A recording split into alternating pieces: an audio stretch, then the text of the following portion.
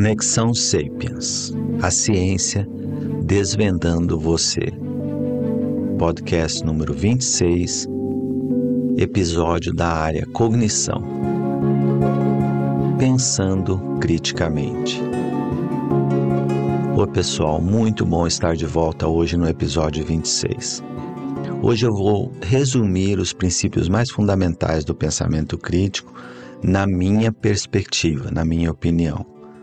É bem diferente das formas como o pensamento crítico é descrito por diferentes acadêmicos, mas eu acredito que ele resume bem os princípios mais fundamentais do que é pensar criticamente sob uma perspectiva evolucionária. Imagine um nativo maori acordando pela manhã há milhares de anos atrás, para um dia de pesca com membros da tribo. Sem nenhuma tecnologia, este grupo sai para pescar e navega por centenas de quilômetros. Com as informações coletadas da própria natureza, este grupo consegue saber para onde ir, como chegar e, através dos ventos, pássaros, correntezas, ondas, estrelas, o sol, navegar o mar aparentemente infinito.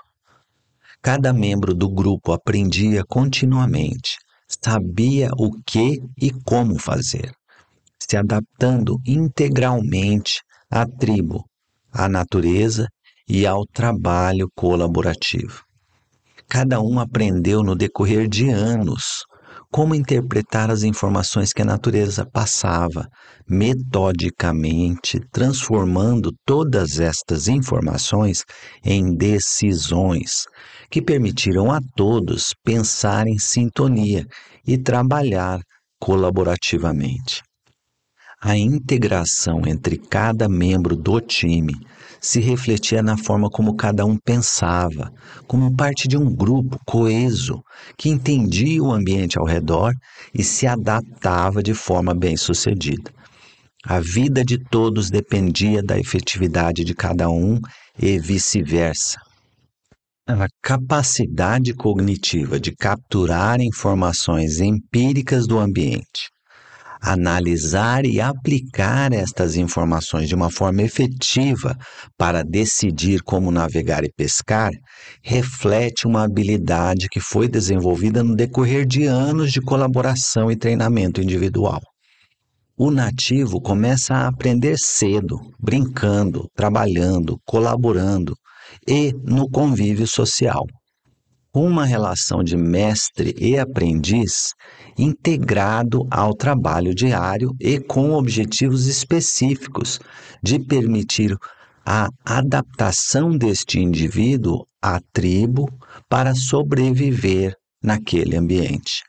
Pensar era uma habilidade individual, exercida coletivamente e aprendida coletivamente também.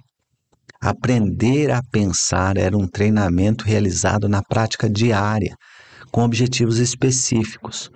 O objetivo da cognição humana vai além de estar certo e ser racional. Busca permitir uma adaptação integrada e flexível ao mundo dentro de um time, a rede social daquele indivíduo. A informação coletada pelo nativo maori durante a caça ou navegação tinha uma função específica e era utilizada de uma forma sistemática para entender como agir. Informação era transformada em conhecimento, que então era transformada em decisão, em ação. Havia uma integração entre as informações e as ações. Informação e conhecimento eram transformadas em sabedoria para permitir adaptabilidade e flexibilidade dentro daquele ambiente, dentro daquele nicho. Este processo gradual, sistemático, integrado, de aprendizado social, com atividades em grupo, observação contínua de fatos e informações coletadas empiricamente, demonstra uma cognição completamente integrada entre todos e aplicada na vida.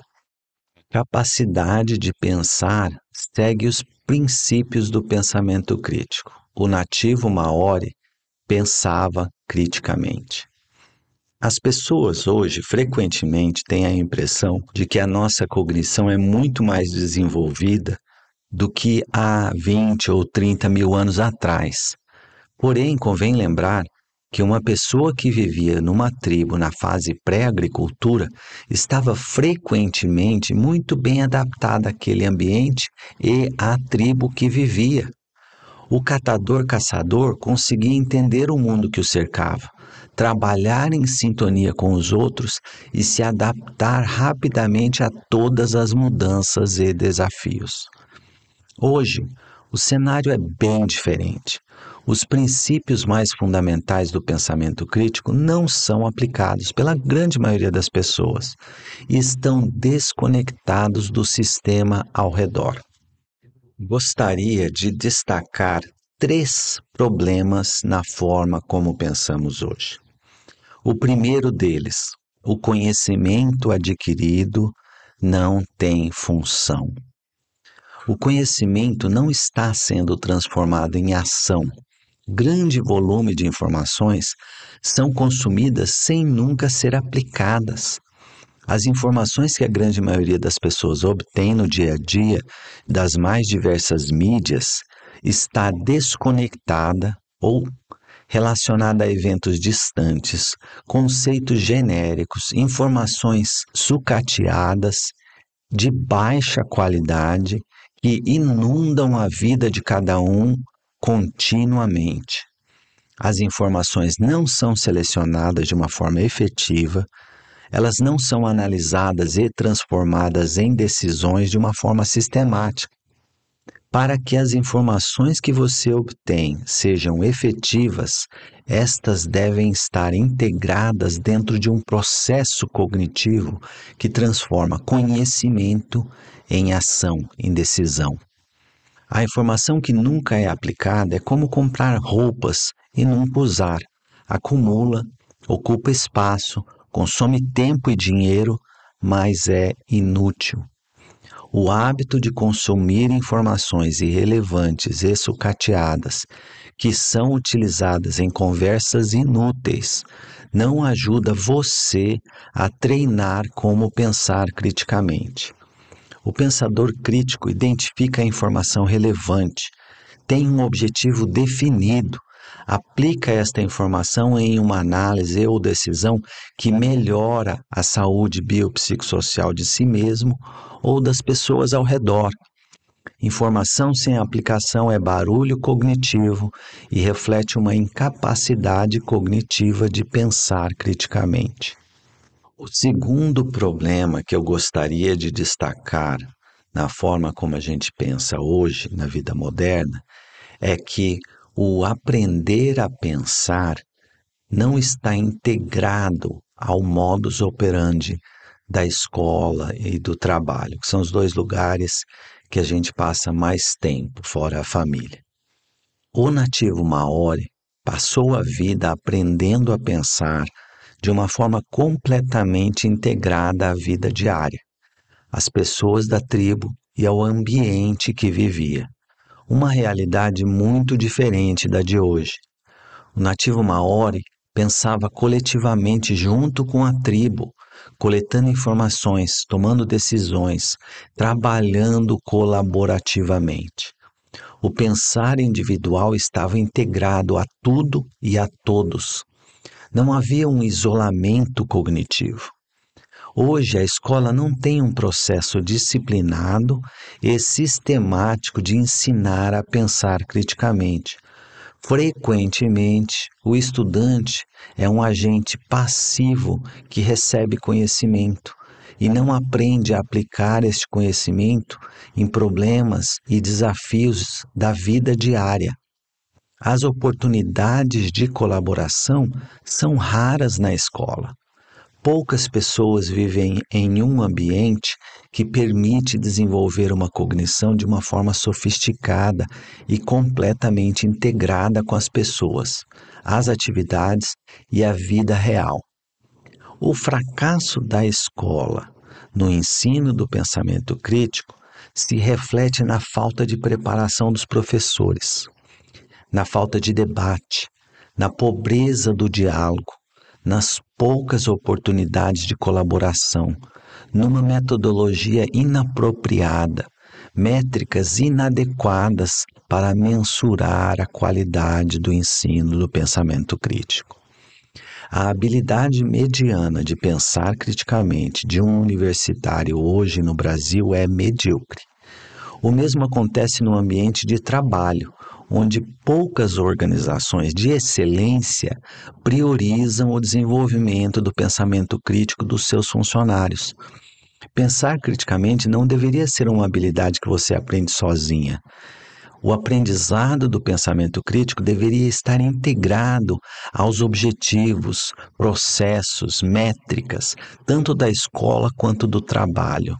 Sugiro você também ouvir o podcast sobre colaboração, o Homo Cooperandi, que complementa bem esse entendimento a respeito da importância das atividades do dia a dia estarem integradas no contexto social e da realidade da vida de cada um, para tornar as pessoas pensadores críticos que sabem colaborar, que sabem dialogar e debater ideias e que sabem pensar de forma sistemática. Este é um ponto muito importante para o profissional que quer estar preparado para o futuro. O futuro está mudando muito rápido e pensar criticamente é uma habilidade subjetiva, uma soft skill, que grande maioria das empresas de excelência e as instituições de ensino de excelência sabem que é uma prioridade. Frequentemente é a prioridade número 1 nas habilidades subjetivas necessárias para um profissional bem capacitado. Este foi o segundo problema na forma como a gente pensa criticamente. O aprender não está integrado ao modus operandi da escola ou do trabalho. O terceiro problema que eu gostaria de destacar é que pensar está deixando de ser uma ação coletiva. Poucas pessoas têm tempo para gastar em um diálogo de ideias. A qualidade e a frequência com que as pessoas debatem ideias está cada vez menor. O diálogo genuíno está sendo substituído por horas de tela, enquanto o pouco debate que existe ocorre entre grupos extremos, com posições dogmáticas que não escutam um ao outro. Estamos perdendo a capacidade de pensar coletivamente. A qualidade do diálogo e do debate depende muito da habilidade individual e das oportunidades de colaboração verdadeiras. Colaborar e pensar criticamente são habilidades que caminham em paralelo. Pensar está se tornando uma atividade praticada com pouca habilidade e solitariamente. Porém, sem o componente social do pensar, ou seja, o ato de pensar alto junto com as outras pessoas, debater, dialogar, colaborar, a habilidade de pensar criticamente não se desenvolve. Trabalhar em um time que colabora com objetivos comuns, debate as ideias e mantém o diálogo produtivo, onde todos pensam criticamente juntos, é muito raro hoje em dia. Este é o ambiente ideal para aprender a pensar criticamente. Outro ponto importante que eu gostaria de destacar hoje é que pensar criticamente, na minha opinião, não é pensar como o Spock, de uma forma lógica, racional, matemática e isolada, individual, mas sim consumir informações apropriadas, transformando estas informações em decisões, pensando de uma forma integrada, colaborando com as pessoas ao redor para se adaptar à realidade em que essas pessoas e você vivem de uma forma sábia, para que todos fiquem mais felizes, ou ricos, ou saudáveis. Caso você queira estudar o que é pensar criticamente, eu acredito que você deverá ler bastante. Não só a ciência da cognição humana, mas aspectos relacionados à nossa socialidade, psicologia, comunicação, antropologia, economia, entre muitos outros. É possível ficar anos estudando pensamento crítico, se perdendo numa quantidade absurda de conhecimento. Só para ter uma ideia, existem mais de 100 vieses cognitivos diferentes descritos. Porém, as boas notícias são de que, apesar do volume absurdo de ciência, eu acredito que o pensamento crítico pode ser destilado, pode ser resumido em poucos princípios. Mas quais são esses princípios? Bem, primeiro, pensar criticamente significa ser objetivo. A objetividade separa fatos de opiniões, distinguindo claramente o que é comprovado por evidências do que são meras interpretações ou crenças pessoais.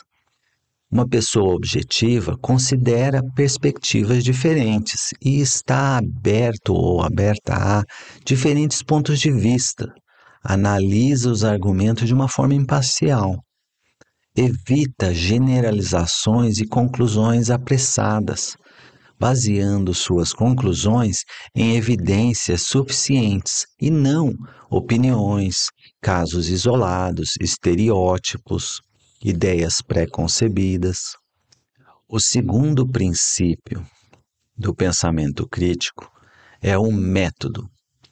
Uma abordagem metódica, sistemática, refere-se à aplicação de um processo organizado e estruturado para analisar informações e chegar a conclusões. Um pensador crítico aborda um problema sistematicamente, ou seja, primeiro, define claramente qual é o problema. Qual é a pergunta que você quer responder? Qual é o objetivo que você quer atingir? Identifica a questão que vai ser analisada de uma forma precisa, concisa e clara. Uma vez que esteja claro qual é o problema ou a pergunta a ser respondida, o pensador crítico busca coletar informações relevantes de fontes idôneas, sem conflito de interesse, baseada em evidências sólidas. Depois, analisa estas informações de uma forma lógica, organizando as informações coletadas e avaliando de forma crítica, identificando padrões, inconsistências, lacunas e sempre considera diferentes hipóteses para avaliar a plausibilidade de cada uma das hipóteses, a solidez das evidências por trás de cada uma das hipóteses. Então, segundo princípio, método, há uma abordagem sistemática na forma de pensar. O terceiro princípio do pensamento crítico envolve a necessidade de ser empírico, ou seja, basear as posições em evidências e informações relevantes. É importante entender que você está baseando sua posição em dados, em informações, em evidências sólidas, observadas empiricamente, e não na opinião de uma pessoa ou na opinião de muitas pessoas. Isso vai proteger você contra o viés, pois, ao exigir evidências concretas, este ceticismo saudável nos ajuda a evitar que nossos julgamentos sejam influenciados pelos nossos próprios preconceitos e emoções. Além disso, promove a objetividade. A busca por evidências empíricas nos leva a analisar as informações de uma forma objetiva, sem nos deixar levar por argumentos falsos ou pouco embasados em dados empíricos. Então, este seria o terceiro princípio: basear as posições em evidências e informações relevantes. O quarto é a importância da falsificabilidade. A falsificação caracteriza o princípio no qual o cientista está aberto a mudar de opinião, de posição, diante de novas evidências. Uma teoria científica sempre pode ser provada errada. Se você tiver evidências que demonstram que a teoria está errada, isto reflete um princípio mais importante da forma como a gente pensa a ciência, que é a falsificabilidade. Este princípio ajuda a separar o que é ciência do que não é ciência. Muitas posições são dogmáticas e elas não podem ser questionadas por serem consideradas verdades absolutas. Estas posições dogmáticas frequentemente vestem uma máscara de científicas, porém, se elas não podem ser provadas erradas, é porque elas não são ciência. Toda hipótese científica está aberta a ser provada errada, a ser falsificada. O mesmo deve acontecer com o indivíduo que pensa criticamente. Ele ou ela tem que estar sempre aberto à possibilidade de precisar mudar de opinião, de posição, diante de novos fatos, diante de evidências sólidas. E isso é o quarto princípio do pensamento crítico: falsificabilidade, estar aberto a mudar de posição e opinião.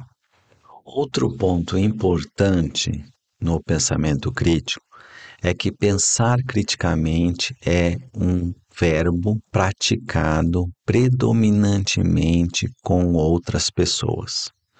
Ele é social, principalmente durante a colaboração, o debate e o diálogo. Você precisa saber debater e dialogar e colaborar para poder pensar criticamente.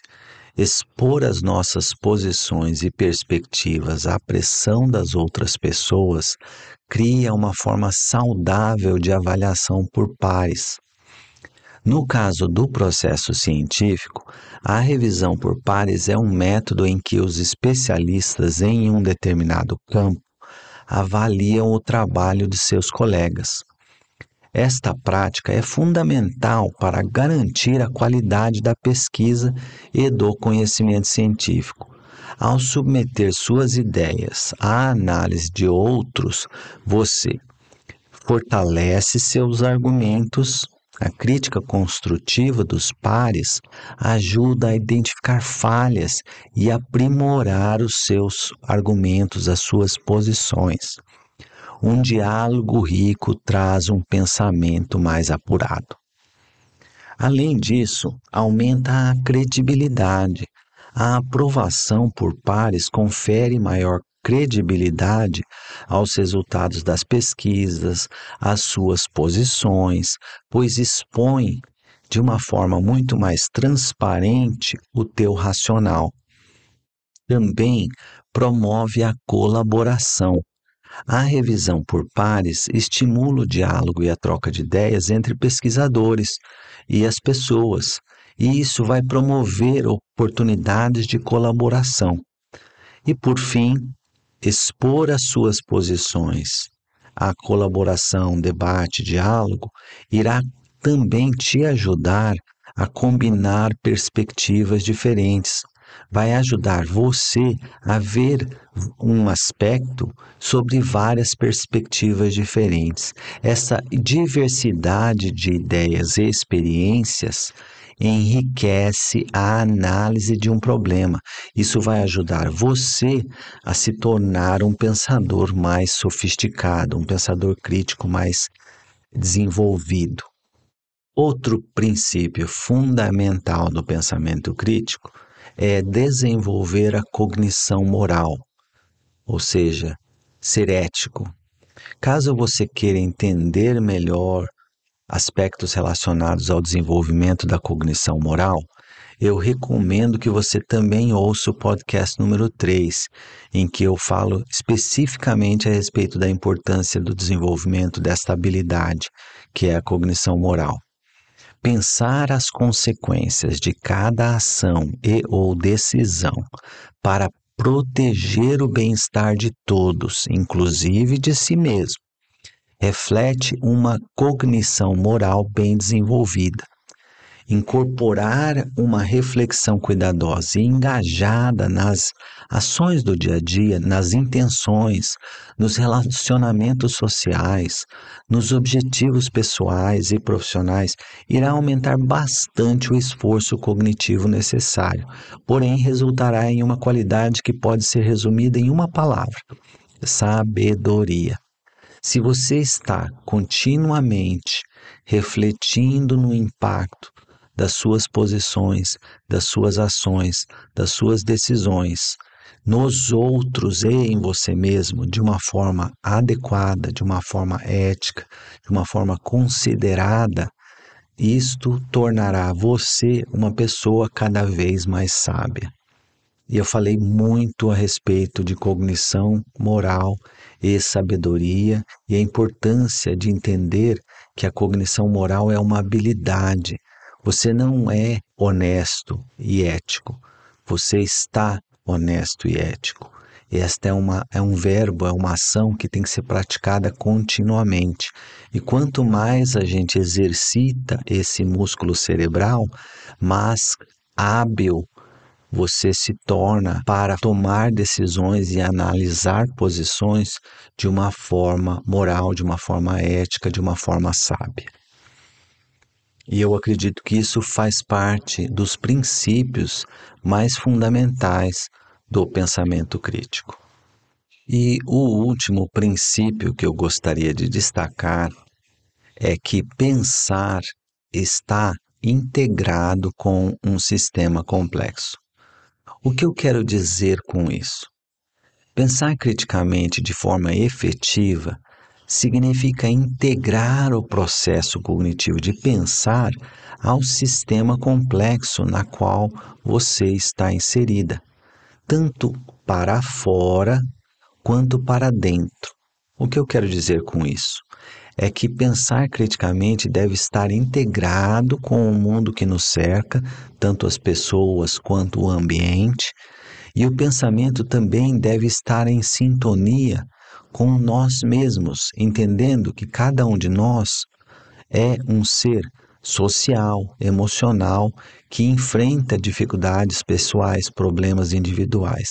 Então, integrar a forma como você pensa, olhando para fora e para dentro, tornando o seu processo cognitivo um processo que está refletindo esse sistema complexo que te envolve, é o que eu quero dizer quando eu digo que o pensador crítico pensa de uma forma integrada ao sistema complexo que está inserido.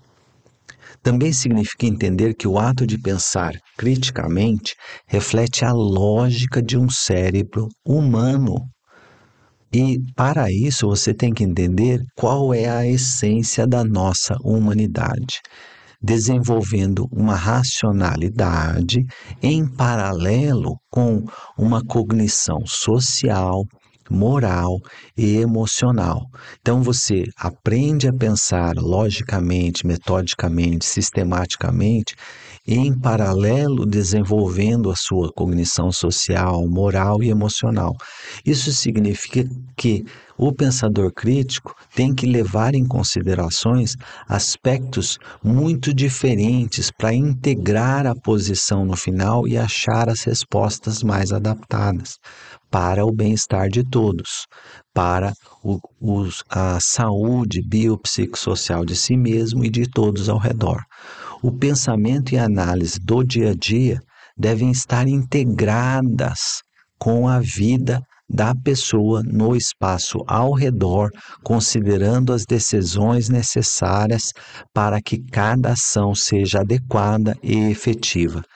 Pensar criticamente vai muito além de ser racional e lógico, significa ser sábio. O pensador crítico sabe que a cognição humana não é constituída somente pelo lobo frontal, ou seja, não somos seres matematicamente racionais. Ser um membro da nossa espécie significa ter emoções e socialidade. Portanto, é importante entender que para ser um pensador crítico é preciso também ser humano. Para pensar criticamente e prevenir vieses, você precisa desenvolver uma cognição emocional, social e moral sólidas.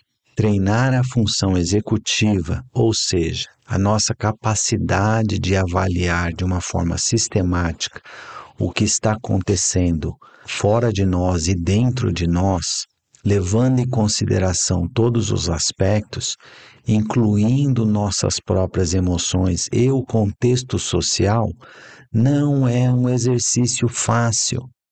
Criar uma trincheira por trás da racionalidade pura e acusar todas as outras pessoas de não saber pensar porque elas não são lógicas, não leva em consideração o contexto humano e social que existe por trás do lobo frontal. A racionalidade humana existe por cima de um ser emocional e social. Eu vejo frequentemente posts no Instagram de jovens acadêmicos, engajados, apaixonados, que defendem posições extremamente lógicas, com evidências sólidas, porém dogmáticas, que não contextualizam a situação que cada um de nós vive. Por exemplo, criticar agressivamente o indivíduo que propaga uma teoria de conspiração polariza as diferenças entre dois grupos e cria competição e antagonismo. Porém, buscar entender por que este indivíduo está com medo e criando fantasias paranoicas pode ser um passo muito mais sábio. Conversar com compaixão e respeito, buscando entender o contexto social e emocional por trás de comportamentos ilógicos e mal adaptados, dá muito mais trabalho do que acusar a pessoa de ser estúpida e não pensar racionalmente. O desenvolvimento e treinamento das habilidades necessárias para se tornar um pensador crítico leva anos. Para tal, é preciso acesso fácil a conhecimento, uma cultura que fomenta o aprendizado, treinar a atenção, colaborar continuamente, estar em um ambiente rico, com diálogo, debate, apurar e refinar a cognição social, emocional, moral, entre muitas outras coisas. A escola, a família e o local de trabalho raramente estão preparados para prover este ambiente. Uma pequena elite que teve a sorte de ter um ambiente propício para se desenvolver deve reconhecer que grande parte da habilidade de pensar criticamente foi consequência do acaso e de fatores externos e não necessariamente mérito próprio. Portanto, resumindo os princípios fundamentais do pensamento crítico, podemos dizer que o pensador crítico é objetivo, metódico, empírico, ou seja, usa informações relevantes e evidências sólidas, é falsificável, ou seja, tem uma posição que pode ser provada errada diante de novos fatos e evidências, é social, colaborativo e estimula o debate e o diálogo, ou seja, sabe pensar coletivamente. Tem uma cognição moral bem desenvolvida, ou seja, sabe ser sábio e considerar aspectos dentro de um contexto social, emocional, individual e coletivo para atingir o bem-estar das pessoas. E por fim, sabe pensar de uma forma integrada com o sistema complexo que vive. Ou seja, entende que aprender, saber, colaborar e agir são verbos que andam juntos dentro de um sistema de conexões em que a gente vive. Imaginar que a grande maioria das pessoas hoje tem uma cognição que pensa criticamente mal quando comparado com um caçador de 20 a 30 mil anos atrás, é de certa forma surpreendente. Porém, quando você leva em consideração estes princípios que eu descrevi, é esta conclusão que você chega. O desenvolvimento do pensamento crítico requer vários níveis diferentes e leva tempo. Porém, o potencial do design humano permite que isso aconteça dentro das condições apropriadas. Como chegar lá é um desafio que você deve enfrentar e eu gostaria de apoiar neste podcast do Conexão Sêpia. Por favor, me envie sugestões, críticas construtivas e perguntas para concluir. Caso você ache que este é um assunto que vale a pena, me siga no Instagram, @caldeconexãosapiens, e por favor espalhe essa notícia. Conexão Sapiens, a ciência desvendando você. Um grande abraço do Calde. Meu nome é Calde Abdala, sou médico e tenho experiência de clínica de atender pacientes de mais de uma década, trabalhando principalmente no Hospital Sírio-Libanês, em São Paulo, e no Hospital das Clínicas da Faculdade de Medicina da Universidade de São Paulo. Eu me formei na Universidade Estadual de Londrina e fiz residência na medicina da USP e meu doutorado também foi na FMUSP. Fiz o meu pós-doutorado no Hospital Brigham and Women's da Faculdade de Medicina da Universidade de Harvard, em Boston. Faz 24 anos que eu faço pesquisa e desenvolvimento de novos tratamentos para o câncer, com inúmeras publicações científicas. 17 anos atrás, eu mudei para os Estados Unidos e, na minha carreira dentro da indústria farmacêutica, trabalhei em várias grandes indústrias, como a Merck, a Sanofi, a AstraZeneca e a Bristol Myers Squibb.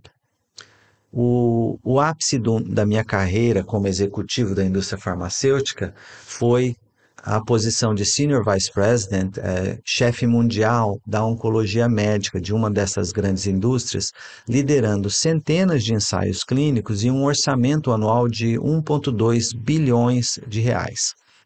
Como executivo da indústria farmacêutica, eu fui pioneiro no desenvolvimento da imunoterapia em câncer, membro do time que desenvolveu e lançou o primeiro medicamento de imunoterapia que demonstrou o aumento da sobrevida.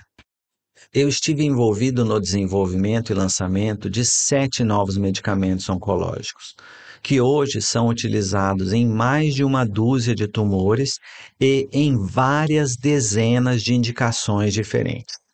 A imunoterapia no câncer foi uma das causas que, pela primeira vez na história, houve uma redução da mortalidade do câncer, e foi o racional do Prêmio Nobel de Medicina de 2018 que o professor James Allison recebeu.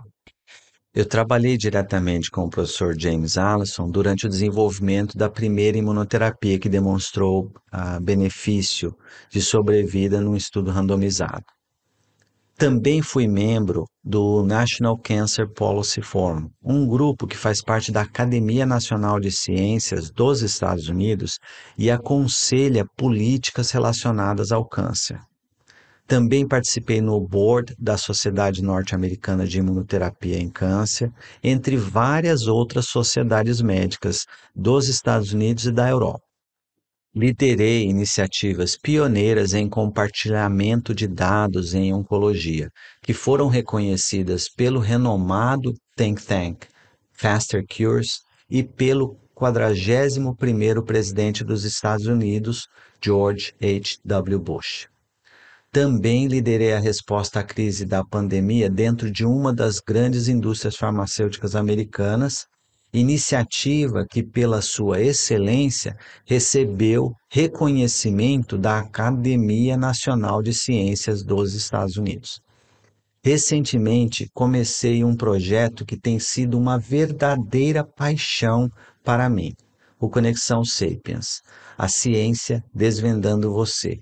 É um podcast que busca ir além das histórias passageiras, oferecendo uma exploração profunda e duradoura com o objetivo de sintetizar a ciência no apoio à sua jornada de crescimento social, pessoal e cognitivo. Esta síntese é o resultado de mais de 2 décadas de estudo.